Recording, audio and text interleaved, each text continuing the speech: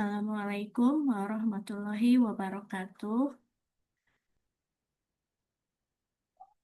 Selamat berjumpa kepada para rekan-rekan yang terhormat, Bapak dosen kita, Bapak Dr. Agus Hamdani MPD, serta rekan-rekan mahasiswa pasca sarjana Pendidikan Bahasa dan Sastra Indonesia, Institut Pendidikan Indonesia Garut. Eh, Alhamdulillah, saat ini eh, saya diberi kesempatan untuk mm, menyampaikan tentang eh, artikel ilmiah kami, model dengan judul Model Analisis Wacana Kritis Norman Fairclough. Mohon doanya mudah-mudahan dilancarkan. Karena eh, mata kuliah ini sangat baru bagi kami, bagi saya terutama ya.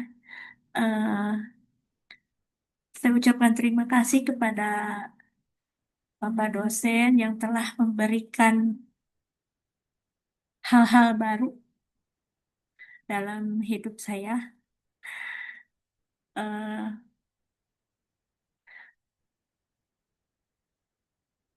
dengan dengan mata kuliah ini kami dipaksa gitu ya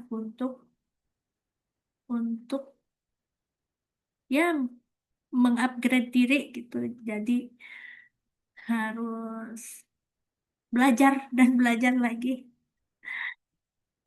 Dan dengan mata kuliah ini, terima kasih Bapak dosen, terima kasih Bapak.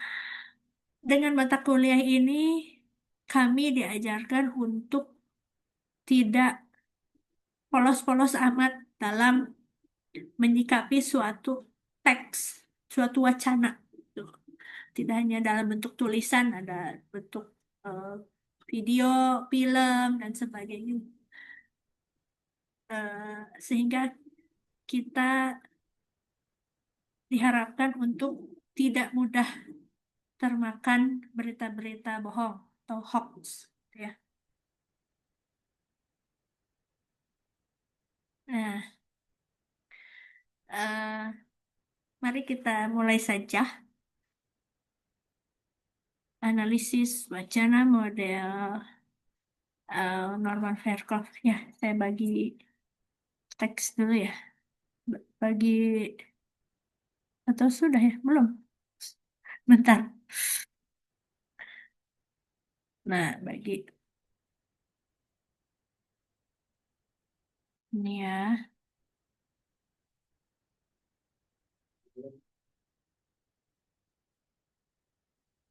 Hasilnya terlihat. Belum. Belum ya. Bentar. Ya, ya.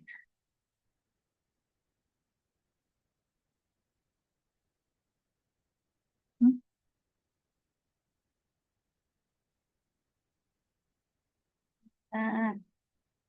ini baru ya Pak ya.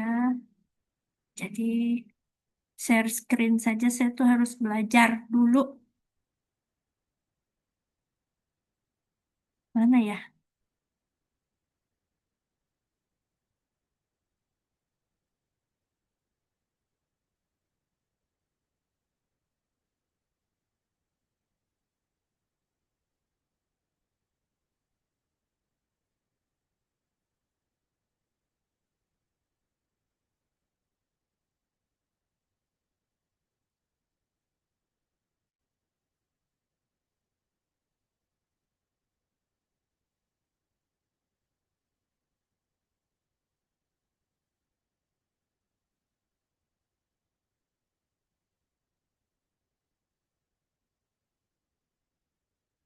Sudah terlihatkah?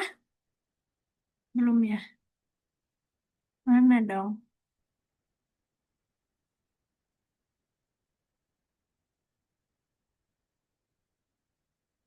Ya, saya bacakan saja ya. Nih. Dugaan korupsi Pertamina modus lama dengan pemain baru. Kompas.com 3 Maret 2025. Eh, ditulis oleh Haryanti Puspasari dan Dani Prabowo. Kasus korupsi yang menggerogoti Pertamina dalam beberapa tahun terakhir mestinya menjadi momentum perbaikan bagi perusahaan minyak plat merah itu. Sebab persoalan rasuah yang terjadi dinilai masih menggunakan modus lama hanya dilakukan oleh pemain baru. 6 kasus korupsi dalam 10 tahun terakhir. Setidaknya terjadi 6 kasus korupsi yang melibatkan perusahaan anak usaha BUMN. Saya rangkum saja hmm, apa beritanya. Yang pertama, kasus LNG 2011-2014. Yang kedua, kasus gratifikasi pengadaan minyak mentah PES kedua pada tahun 2019. Nah, yang ketiga, kasus dana pensiun Pertamina. Ketiga, pada 2017. Nah, yang keempat, kasus penyalahgunaan investasi blok BMJ Australia. Selanjutnya pada 2018. Kemudian yang kelima, kasus digitalisasi SPBU pada awal tahun 2025. Yang keenam, kasus tata kelola minyak mentah terbaru. Tuh. Nah, ya, supaya tidak, nanti saya bagikan saja linknya ya. Mana ini? Stop share screen. Kita share ini.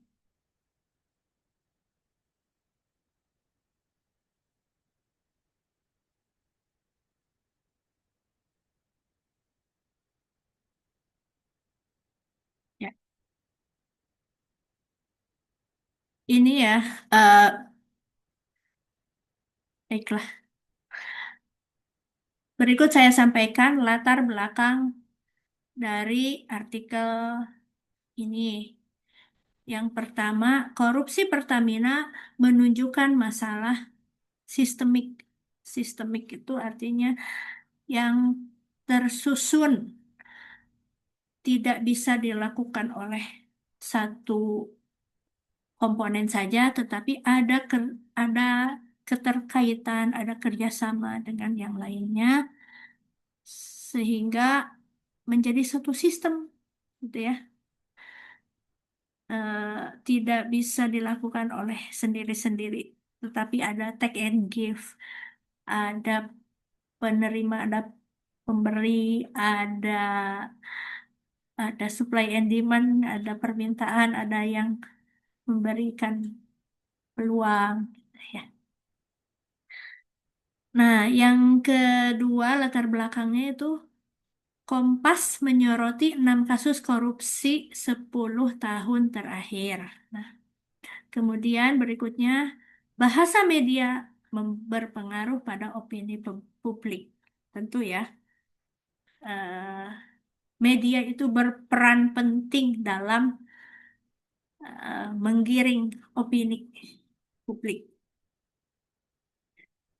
Yang berikutnya, tujuan penelitian ini selain untuk menunaikan tugas mata kuliah ini, tentunya tidak, tentunya ada tujuan yang lebih khusus lagi, yaitu menganalisis pembentukan pemahaman publik lewat teks berita. Menganalisis pembentukan pemahaman publik lewat teks berita. Ya, pemahaman publik terhadap teks berita. Yang kedua, pendekatan Fairclough. Nah, ini ada mungkin oleh rekan kami telah diterangkan bahwa pendekatan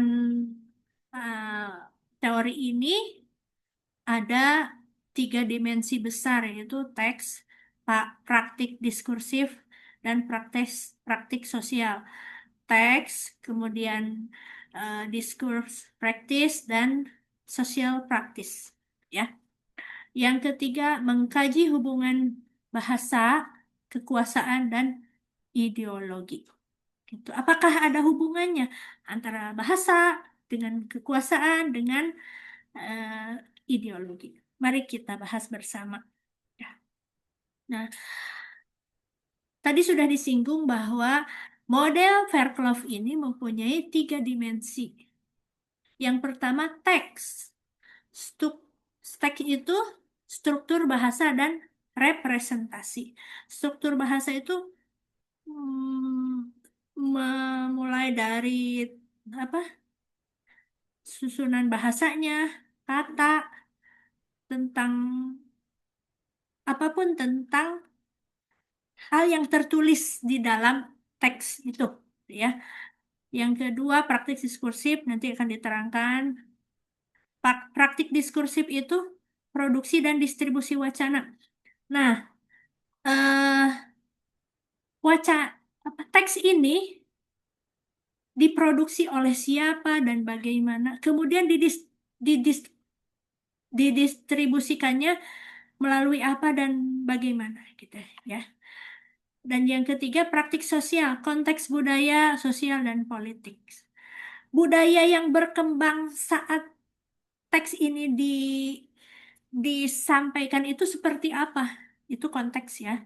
Jadi, kenapa hingga muncul tulisan ini, berita ini, sedang sedang ada hal apa dalam masyarakat gitu ya, ataupun tentang politik, apa keadaan politik, keadaan sosialnya seperti apa sehingga dimunculkan berita ini, ya. Berikutnya, nah kita mulai dari analisis teks. Teks itu berarti yang yang terlihat, yang ditulis, gitu ya, yang ada. Teks ini kita mengetahui bahwa tidak hanya berbentuk dalam tulisan, tetapi kalau dalam berita ini kan karena media cetak dan digital gitu ya, jadi memang ada tulisannya. Ada juga teks itu berbentuk film, berbentuk apa lagi gitu ya, apa dan hal yang lainnya. Tidak berarti teks itu bukan berarti tulisan. Dan hal ini tidak hanya tulisan. Nah, ya. Dalam berita ini ada kata modus lama. Nah, modus lama. Kemudian ada kerugian negara. Itu kita menggarisbawahi dua kata itu saja ya. Nah, yang berikutnya representasi. Representasi. Present itu kan hadir ya. Re itu kembali. Jadi, eh, media menghadirkan kembali wacana bahwa ini bukan hal-hal baru. Ini pernah terjadi di masa-masa lampau gitu. Jadi masyarakat atau publik itu diingatkan kembali, nih nih pernah ada kejadian-kejadian atau ada kecurangan-kecurangan yang dilakukan oleh oknum pegawai Pertamina atau siapapun gitu, korupsi di Pertamina ini. Sehingga wartawan mengingatkan kembali, menghadirkan kembali gitu eh, wacana ini gitu, apa kata-kata ini gitu ya. Seperti ini, Pertamina sebagai pelaku dominan. Representasi yang dimunculkan itu Pertamina sebagai pelaku dominan. Yang ketiga, mana? Yang ketiga itu relasi. Relasi itu hubungan. Hubungan antara pemerintah, terus media, berita ini dengan masyarakat, publik. Hubungannya seperti apa? Apakah eh, antar apa? Apakah eh, mereka itu baik-baik saja atau bagaimana, tidak hal-hal yang apa gitu ya, tidak ada clash gitu ya. Hubungan hubungan hubungan teks ini dengan pemerintah, dengan publik. Nah, ini media nih yang membuatnya gitu ya. Kemudian yang keempat itu identitas. Identitas terdapat pada kata kali prasa ya itu ya. Pelaku sebagai pemain baru, pemain baru. Ini menunjukkan identitas. Nah, pemain baru, tetapi modus lama gitu. Modusnya, cara korupsinya, misalkan ini hal-hal yang udah pernah dilakukan sebelumnya, tetapi pelakunya baru. Gitu. Ya, ini dari analisisnya, dilihat dari analisis teksnya. Kemudian kita melihat dari intertekstualitasnya. Intertekstualitas itu keterkaitan antar teks gitu. Tentu saja seorang wartawan atau redaktur itu tidak akan begitu saja memberitakan tanpa dasar, eh, tanpa rujukan, tanpa representasi, tanpa referensi, tanpa referensi. Eh, nah, berita ini dibuat merujuk dari laporan KPK, pejabat dan media lainnya, gitu ya. Dari mungkin ada aduan dari masyarakat, gitu, atau melihat dari media-media lainnya. Yang berikutnya menguatkan narasi bahwa korupsi sistemik, gitu. Menguatkan narasi korupsi sistemik. eh ya, menguatkan. Yang berikutnya mendorong diskusi publik dan legitimasi wacana. Dari berita-berita ini sehingga banyak diberitakan, banyak dijadikan bahan diskusi oleh, kita lihat di podcast-podcast yang membahas politik gitu ya, menjadi bahan diskusi mereka-mereka dan menjadi wacana. Ya. Nah, yang kedua, dimensi dari eh, teori Norman Fairclough ini yaitu praktis praktik diskursif atau discourse practice ya. Eh, Praktik diskursif ini hmm, dilihat dari bagaimana teks ini diproduksi, dibuat. Kenapa se kenapa dimunculkan atau dibuat berita tentang eh, korupsi Pertamina ini? Karena apa? Dipicu oleh dinamika politik, dipicu dari perubahan-perubahan politik, keadaan politik pada bulan Maret atau pada awal tahun ini seperti apa? Nah, ini kemarin muncul tentang oplosan bahwa Pertamax itu ternyata Pertalite yang dioplos gitu ya, atau gimana? Saya kurang mengerti gitu ya.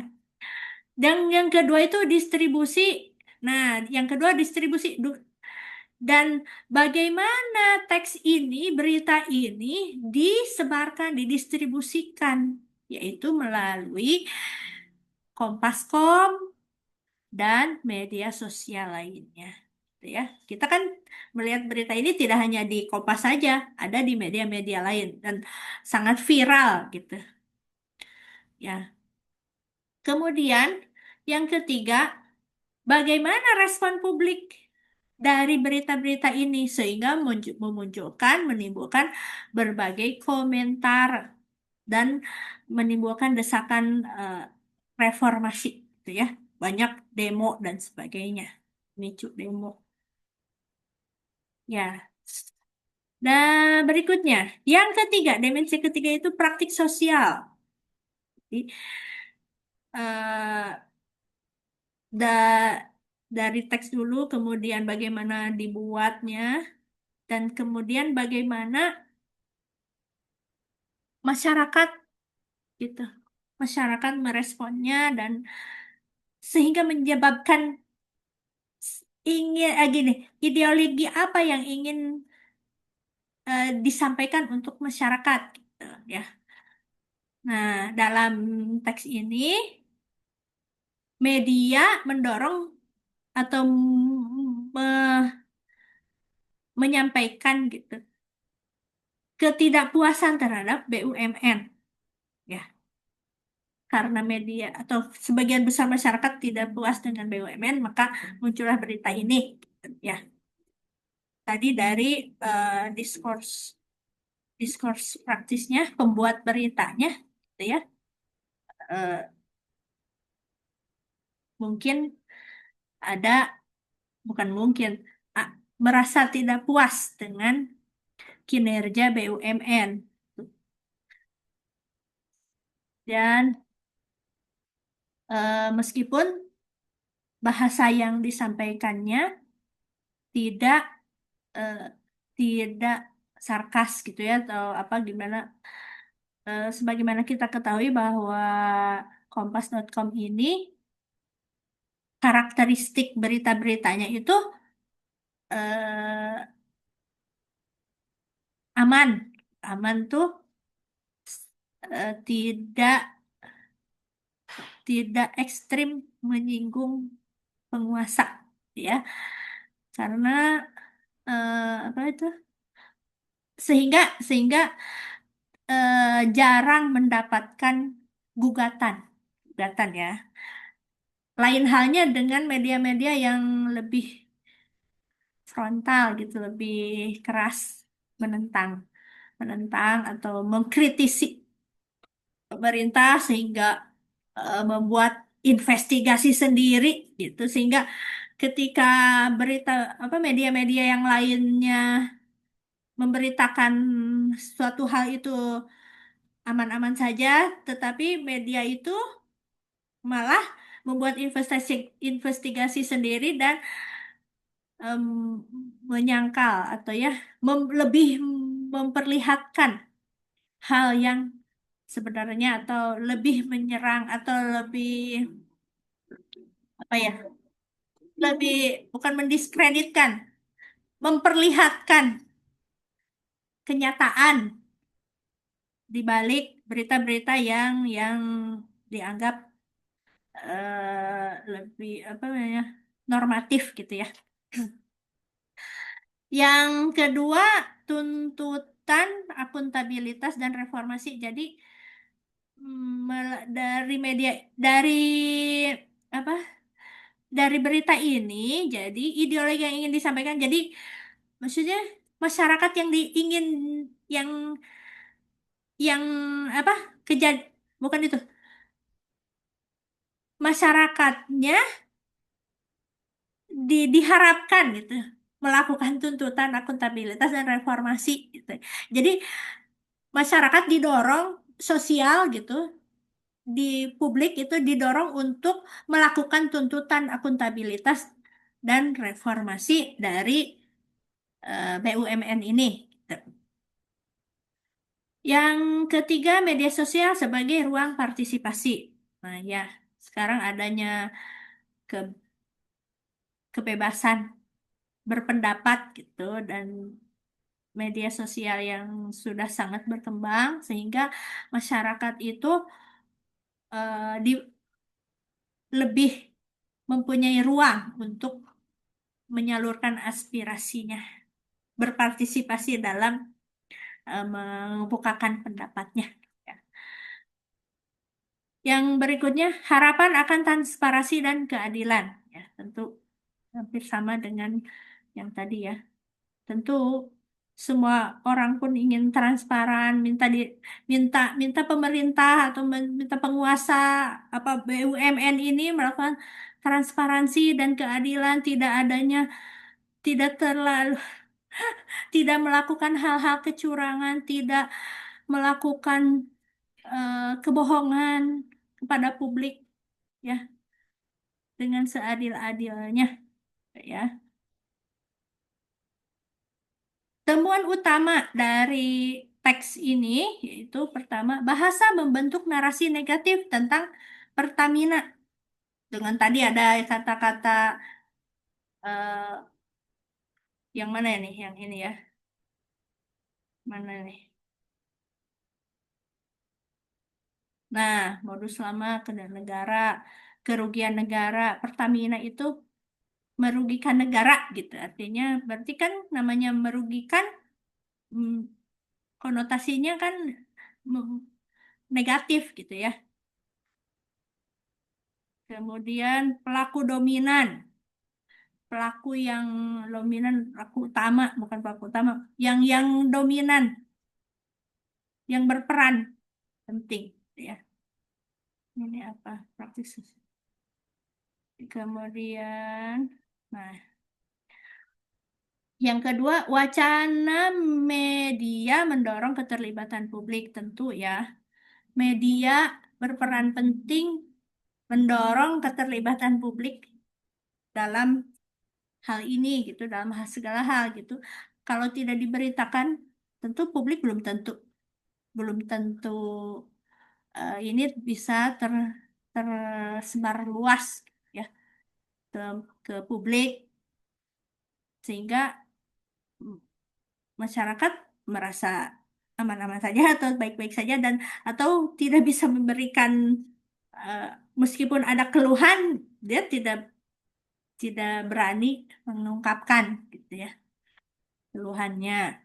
Kemudian yang ketiga, media sebagai agen perubahan sosial. Tentu eh, media tadi ya berperan penting merubah merubah keadaan sosial masyarakat kita. Ya, sudah menjadi yang apa ya, semua orang udah tahu gitu ya, berita pemegang pemegang kekuasaan itu ya, pemegang yang punya media gitu ya. Aduh. Nah, kita ke kesimpulan dan implikasi. Kesimpulan dari analisis ini, korupsi bersifat sistemik. Meskipun pelakunya baru, tetapi modusnya tetap masih yang pernah-pernah dilakukan gitu, modus lama ya. Kemudian media membentuk opini dan mendorong reformasi.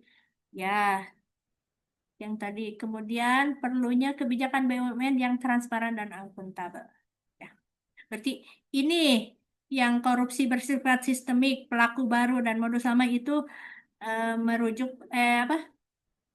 Dimensi dari teksnya, kemudian yang media membentuk opini dan mendorong reformasi ini, diskurs praktisnya apa? Diskurs praktis apa? Praktik wacananya, kemudian perlunya kebijakan BUMN yang transparan dan akuntabel itu merupakan sosial praktisnya, praktik sosial. Demikian yang bisa saya sampaikan. Eh, Mohon maaf, tentunya sangat banyak sekali kekurangannya. Eh, dari mata kuliah ini kita bisa belajar gitu bahwa apapun yang disampaikan di media itu bukan tanpa maksud, bukan ruang kosong. Semua mempunyai maksud tertentu, gitu ya. Jadi kita tidak tidak polos-polos amat. Semua disetting,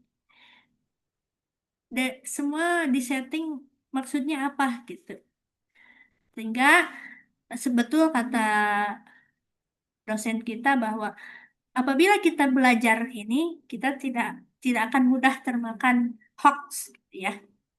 Kemudian eh, mudah-mudahan, siapa tahu ini, mata kuliah ini menjadi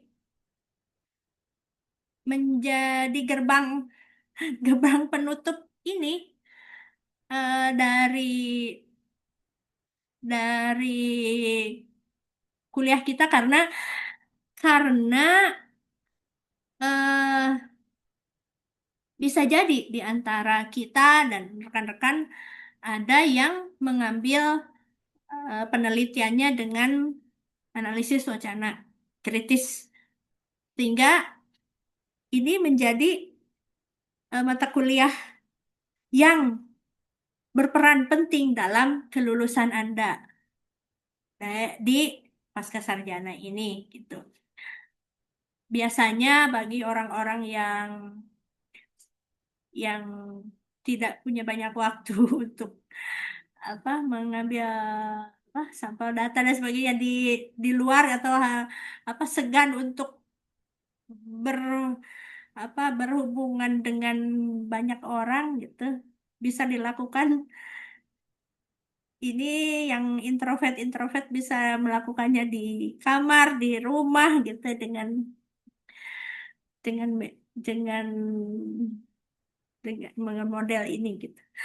Duh, mohon maaf atas semua kekurangannya.